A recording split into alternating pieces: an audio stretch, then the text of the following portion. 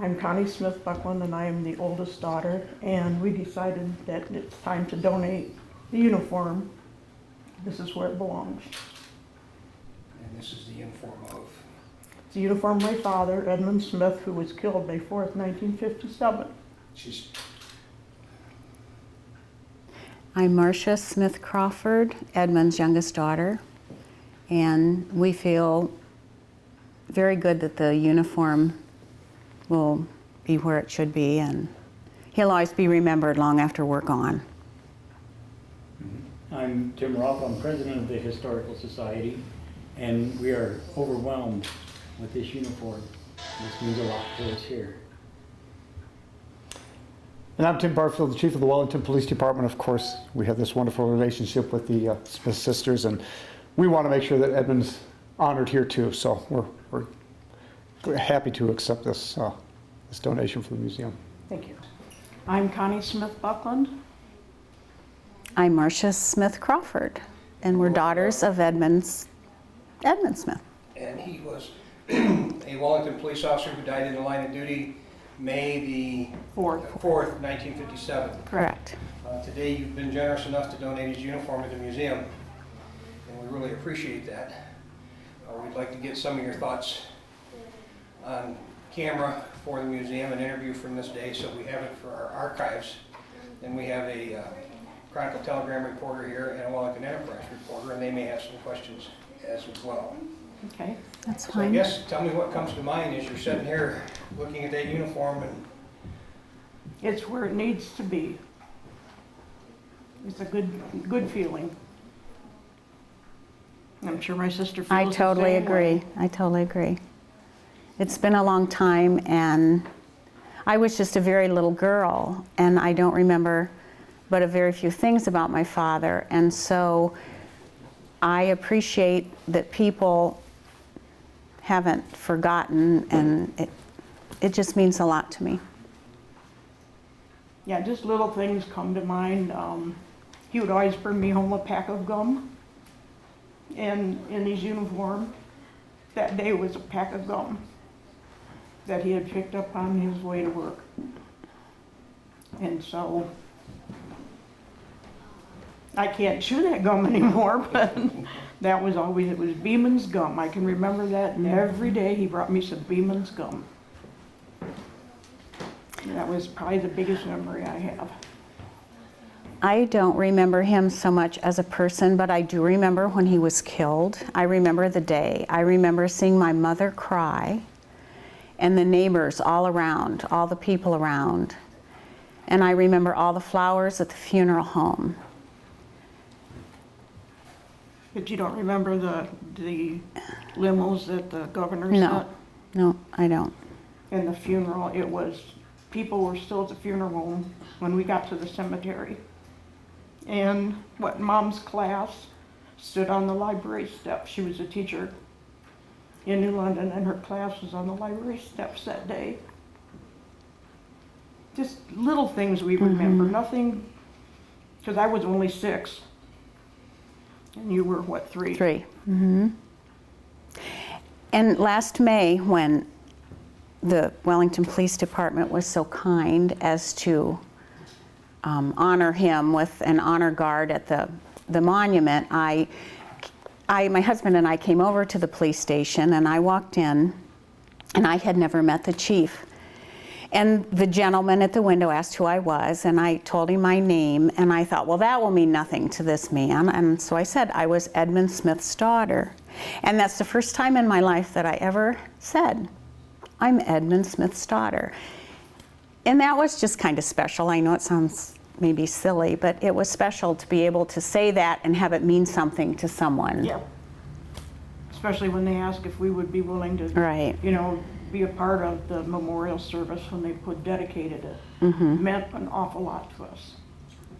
Because there for a while in the 60s and 70s, when police were not liked as they are now, I just felt like he was just forgotten, and that's just the way it was going to be. And I've always thought, and I always prayed that someday he would get the recognition that he so deserved.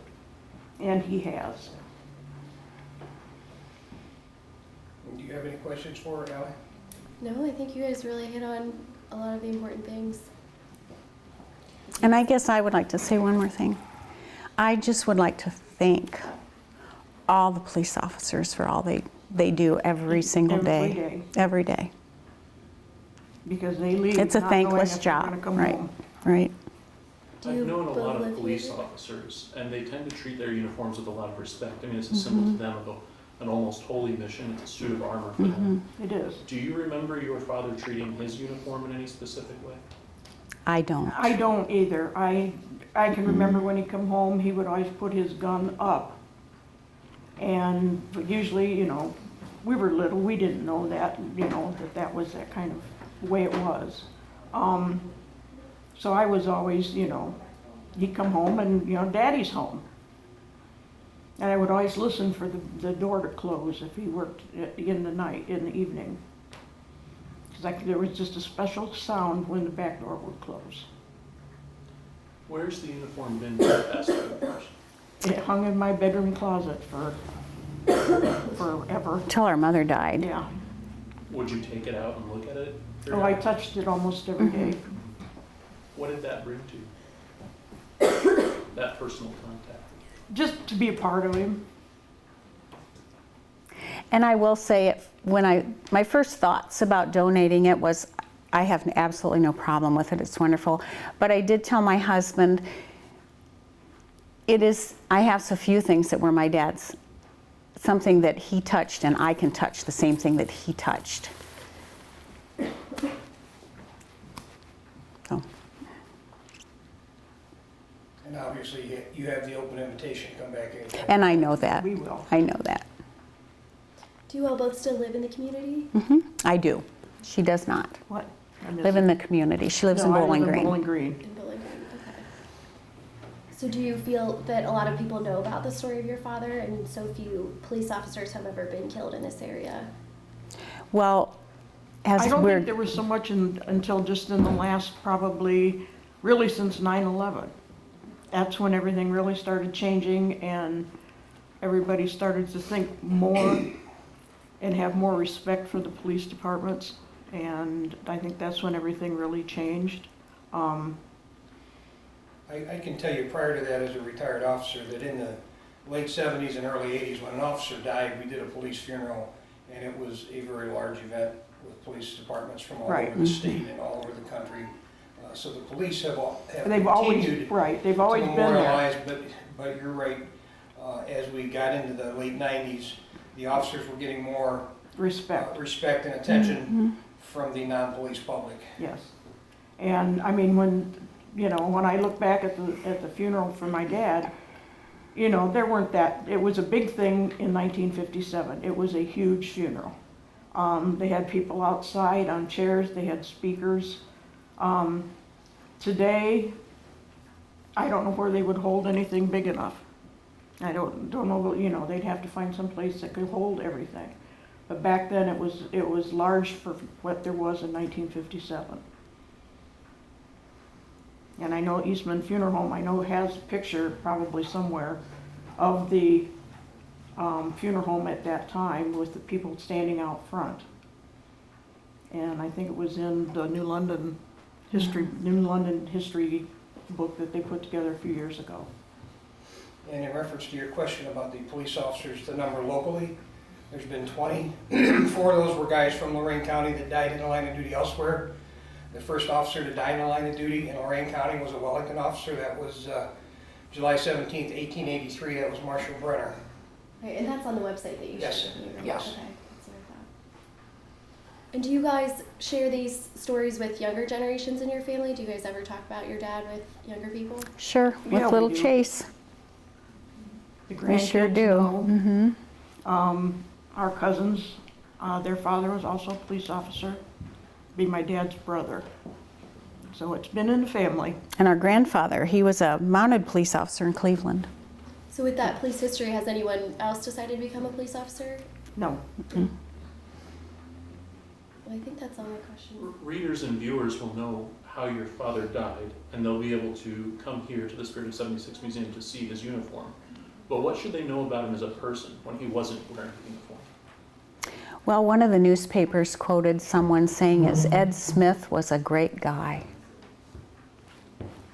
He was. I think he was. Yep. I mean, we don't. Everybody liked Ed Smith. Yep.